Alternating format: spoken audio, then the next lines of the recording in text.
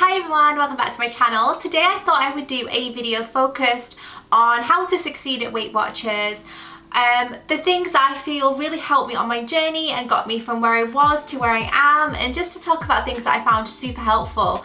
I have done a video surrounding what keeps me motivated on Weight Watchers. I feel like that might have gone up a few days ago now. I will link it above in case you haven't seen it. But that kind of just talks about what motivates me, what inspires me, what drives me, and also talking about the times when I don't feel inspired and I don't feel motivated, and it was such a good conversation. So what I thought I would do is kind of follow that up with the things that I think have really helped, have aided the success that I've had, and talk about my general approach to everything. So in a nutshell, today was actually weigh day, so it's a very current analysis of where I'm at the moment. So I don't mind sharing, since we're amongst friends, that when I started my journey I was 12 stone 2, and that was back in June 2018. So now currently we are at the end of February.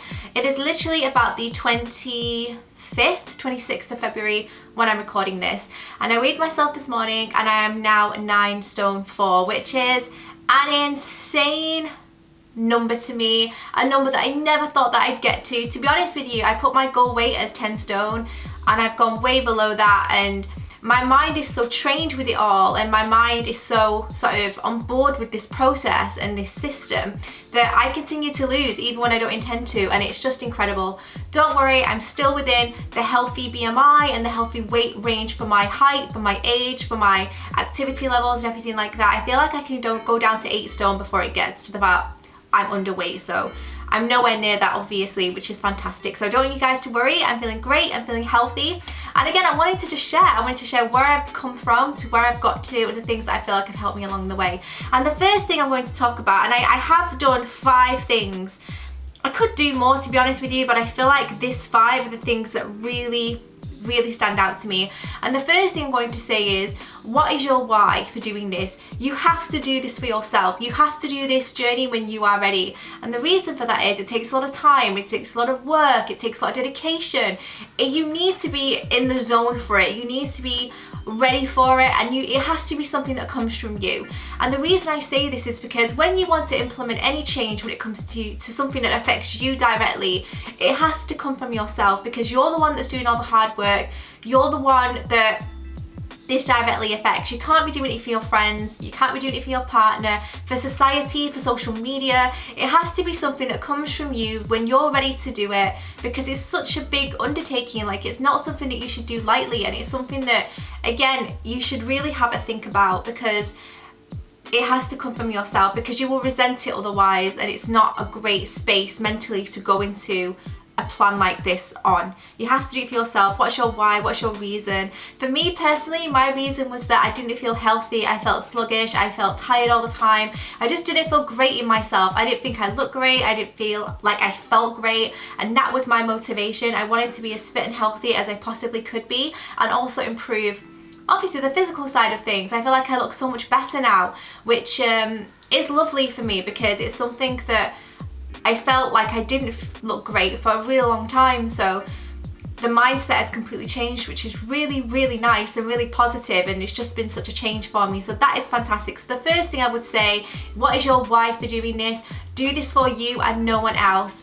You know, it has to come from you, and I will say that. Make sure you have a fantastic support network around you of family and friends, and do this because you want to do it, and not because you feel obligated, not because you feel like you should be doing it, or what your size should be in your mind. Everyone's completely different, but do it for you, and you are much more likely to stick to it, because if you're doing it for someone else, you become resentful, and like, what's the point? There is no point really. So the first thing is, do it for you. And I'm going to move on to more practical and physical tips now. The next thing I'm going to talk about is digital scales.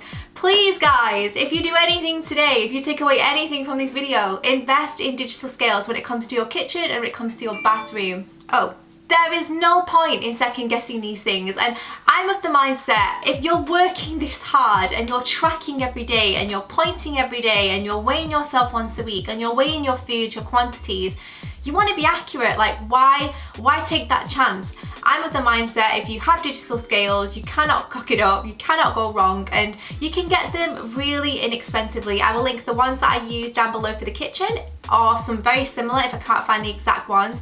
fantastic set of scales. And I also actually currently use, and I've been using these since I started my journey, the Weight Watchers bathroom scales. They're like 15 quid and they're so accurate, they're so on it, they're fantastic value for money. So I'm going to link those both down below for you. But a big thing for me is if you are pointing, if you're measuring out your food, or if you bake and cook yourself in general, it's just so handy to have digital scales, because I feel like the ones with the dial, they're never accurate. Invest in digital, guys, you will not look back for sure. The next thing I have on here is have a lot of food and drink that inspires you in the house. In my opinion, there is nothing worse than opening your cupboards, of opening your fridge and just thinking, oh my god, that looks so dismal, so boring, so uninspiring, I can't get on board with it. I like to have lots of yummy things to eat and drink throughout the house that I know are great for me, that I know I enjoy, that I know inspire me, and that is why I do weekly shops, because I like to have kind of a vaguish idea of what I want that week, and then I can be more flexible. And it also means that I know I have plenty to snack on throughout the day, I have plenty of things that I can cook with, and I just think it's a better state for me, because if I don't have these things, I will opt for unhealthy choices like a chocolate bar or a bag of crisps, or I'll order in, or I'll just have a micro meal, and that is not what I want for myself and my body. So I like to make sure that I do shops at least once a week, and I'm not saying you have to be really regimented and know what you're having every day, but if you have a weekly shop in and you have things in that you know you like to cook with, that inspire you to eat well, and you know, eat really lovely foods with treats thrown in there as well, I think it's fantastic. So do weekly food shops if you can, or daily would be even better. You know, you can get exactly what you fancy, but I feel like if you have a weekly shop and your fridge is full and your cupboard is full, you'll be much more inspired to make healthier choices. Again, there's nothing worse than opening your fridge and seeing a ton of stuff that you can't eat, a ton of stuff that you're not sure about, a ton of stuff that make you make bad choices, and then you're feeling guilty throughout the rest of the day and you just think, I need to write this day off. Don't do that. Shop accordingly and make sure there's plenty of really lovely food and drink for you to eat throughout the house that inspire you to cook and get adventurous. That is definitely something that's helped me. And you'll know from what I eat in a day videos, like I don't just eat healthy food, I eat regular food, I just eat it in moderation. So, you know, I have a pack of Maltesers in the cupboard like everybody else. It's just how it is. Just have a lot of nice food and drink in the house, and then you're less likely to snack on unhealthy things, I guess. The next thing I'm going to talk about is meal planning. Now, I am going to do a dedicated video on meal planning because, number one, it's something that I get asked about a lot, and it is something that I do like to do when I can. Sometimes I do like to be more spontaneous with it, but as I've mentioned, I like to be more flexible in my eating during the day. So I'll be more flexible at breakfast and I'll be more flexible at dinner time.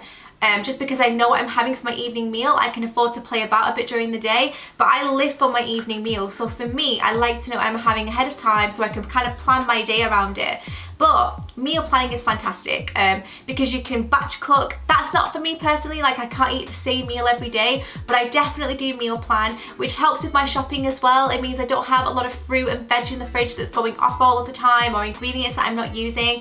I kind of do a plan on a Sunday. I think about each day of the week, and I'm more flexible at the weekend. Sometimes we have takeout, sometimes we'll go out for dinner, but during the week from Monday to Friday, I like to have a vaguish idea of what I want, but then I'll switch it. Like if I don't fancy chicken on Monday, I might have chicken on Wednesday. You know what I mean? Just have a kind of a meal plan during the week and it will really help you. And again, you're less likely to pick up the phone and order that Domino's. So meal planning for sure. If you do like to be more regimented and you do quite like to have the same thing every day, batch cook it, freeze it, and then eat it. You know, it's really simple, and it's something again that's it's gonna help you out in time preparation. And I'm that person that I definitely feel like I look forward to meals if I know I'm having them. For example, if I know I'm making a spaghetti bolognese or a curry or a dal, I will look forward to it all day. So I am like, by the time I get to it, because I'm so excited. I've built myself up so much to enjoy this food, and I love that because food massively motivates me, as I mentioned in that video. So yes, have a meal plan if you can. It will definitely help you out, and of course it helps with your shopping list as well. And then my final tip, and I feel like this is just as important as tip number one. So you know what I mentioned, you have to do it for you have to do it for your reasons. It's just as important as that, in my opinion, and it is saying yes. For me, saying yes is just as relevant, just as important, just as motivating as saying no. And the reason for that is you have to be realistic in your expectations of your lifestyle, of socializing. There is nothing worse then all your mates chucking into pizza, into McDonald's or into curries and having a really great time, and you're sat there thinking, oh, why have I done this to myself? Like, why? I hate this. Don't do that. Say yes. If you want a Big Mac, have a Big Mac. If you want a burger, have a burger. I mean, a burger is a Big Mac. I don't know why I'm obviously thinking about burgers. But if you want pizza, have it. If you want a Kit Kat, have it. What I'm saying is have everything in moderation. And I know that some people might find that difficult. They might say, I can't have this stuff in the house because I will eat it in excess. But I feel like that is more the person's relationship with food and with self-discipline as opposed to the food itself. So that's a whole different thing to think about. But for me personally, I am pretty good at portion control. I'm pretty good at having a little and often, if that makes sense. Like, I'm not one to gorge on something. I know my limits. I know when I've had enough, and I know when to say no. So for me personally, I feel like saying yes is just as important. Of course, because everybody wants a treat. Everybody wants to have lovely things to eat. You just can't have it constantly throughout the day. So if I know I'm having a Domino's for tea, or if I know I'm having, I don't know, a curry, or I'm going out, dining out, I'll just have a really conscious day of 0 point foods, or foods that I know are great, slow releasing in energy and that kind of thing, and I'll just have a good day and I'll work my day around it. And again, I feel like it's that whole thing of training your mind to make smarter choices. It's about knowing that Weight Watchers or WW, Wellness That Works, is not a diet, and I keep banging on about this, and I'm going to do a separate video on that for sure, because I feel like, and even with myself, it's such a common misconception, and I was totally riding that wave at the beginning of my journey. Like, I thought of it as a diet, I thought of it as a really regimented plan, but actually it's a lifestyle choice.